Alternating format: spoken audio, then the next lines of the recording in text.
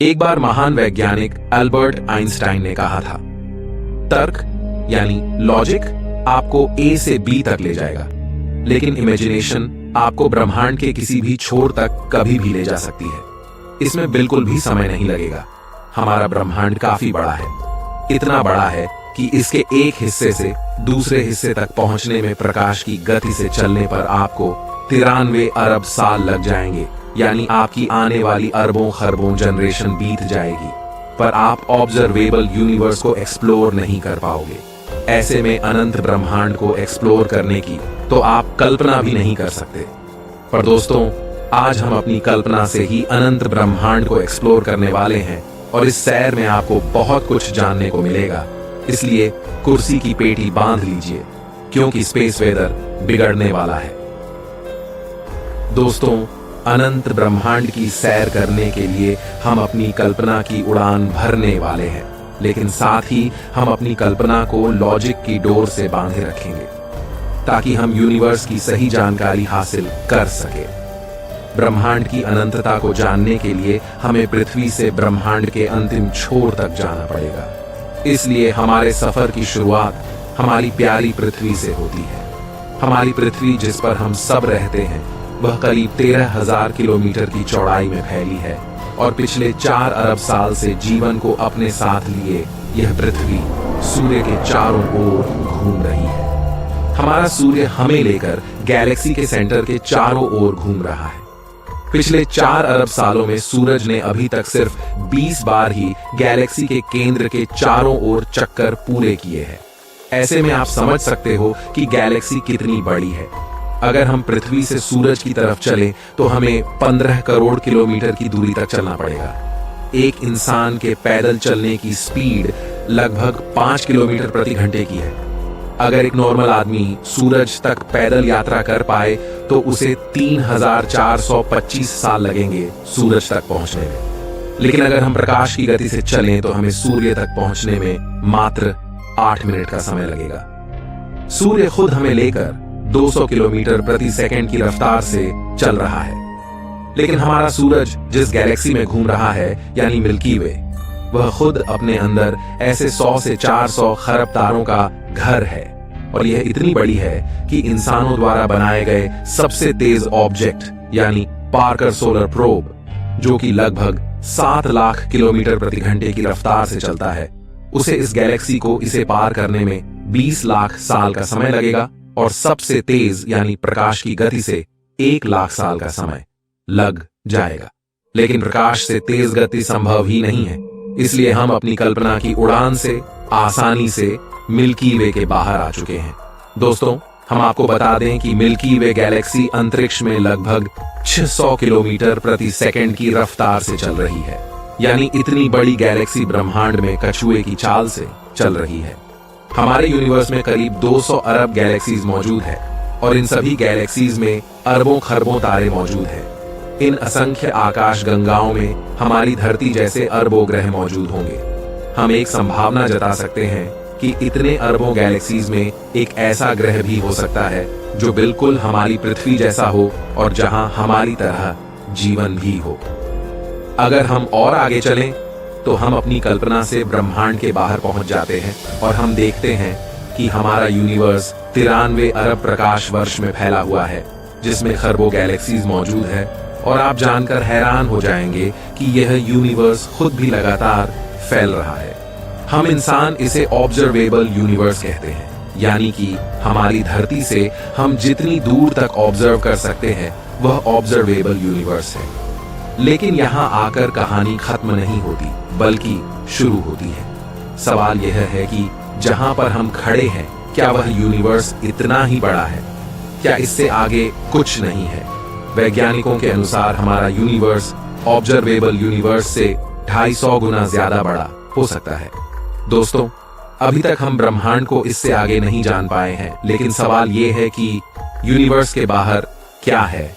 क्या यह यूनिवर्स खुद अनंत है, यानी इससे बाहर कुछ नहीं बल्कि यह यूनिवर्स खुद अनंत है, या फिर इसके आगे और भी ऐसे कई यूनिवर्स हैं, यानी मल्टीवर्स? वैज्ञानिकों के अनुसार यह संभव है कि हमारे जैसे और भी कई यूनिवर्स हो सकते हैं, यानी हम सब मल्टीवर्स में रहते हैं। अगर हम सब मल्टीवर्स का हिस्सा है तो हम एक ऐसी रियलिटी में रहते हैं जहां अनंत संभावनाएं हैं, यानी एक अनंत ब्रह्मांड, जहां बुलबुलों के जैसे दिखने वाले अनेकों ब्रह्मांड मौजूद हैं और अनंत में तैर रहे हैं। लेकिन जब हम इस अनंत की बात करते हैं तब हमारे सामने एक ऐसी सच्चाई आती है जो आपके होश उड़ा देगी। एक अनंत ब्रह्मांड के होने का मतलब है संभावनाओं का ही खत्म हो जाना, क्योंकि संभावना सीमित क्षेत्र में होती है, अनंत में नहीं। जब अनंत की बात आती है तो आप सिर्फ ये सोचकर रह जाते हो कि अनंत वही है जिसका अंत नहीं। लेकिन आज आप अनंत को फील करने वाले हैं कि इसका असली मतलब क्या है। यह आपको डरा भी सकता है और आपकी आंखें खोल भी सकता है। दोस्तों, ब्रह्मांड के अनंत होने का मतलब यह है कि अनंत ब्रह्मांड में हर प्रकार की चीज मौजूद है। अनंत ब्रह्मांड में हमारी पृथ्वी जैसी दिखने वाली एक नहीं बल्कि अनंत पृथ्वियां मौजूद होंगी। न सिर्फ दिखने में समान बल्कि हूबहू ऐसी पृथ्वी जिस पर बिल्कुल हमारी पृथ्वी पर रहने वाले लोग और सभी देश मौजूद हो।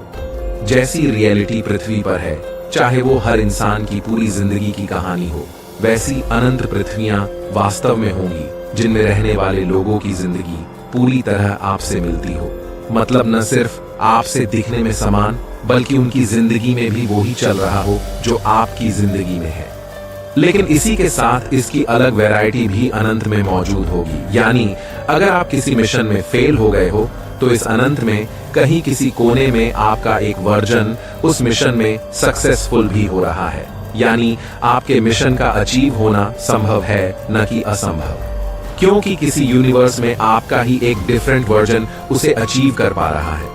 अनंत की एक दूसरी सच्चाई है कि आपके ही जैसे दिखने वाले अलग अलग प्रकार के वर्जन अनंत में मौजूद होंगे। यानी आपके छोटे, बड़े, लंबे और पतले वर्जन भी यूनिवर्स में मौजूद होंगे। हो सकता है आपका एक वर्जन किसी यूनिवर्स में डॉक्टर है तो किसी यूनिवर्स में एक्टर। इस तरह आपकी ही अलग अलग वैरायटी दुनिया में मौजूद होगी। अनंत का एक और सच ये है कि जिन फिल्म्स को आप देखते हैं और जिनमें बताया जाता है कि इनका वास्तविकता से कोई संबंध नहीं, वह अनंत में जाकर सच हो सकती है। कम से कम उनका कुछ भाग कहीं किसी दुनिया में मौजूद रियलिटी हो सकती है। पृथ्वी पर इतिहास की जिन किताबों को आपने पढ़ा, वह इतिहास कहीं किसी अनंत दूरी पर मौजूद ग्रह पर वर्तमान में घटित हो रहा है।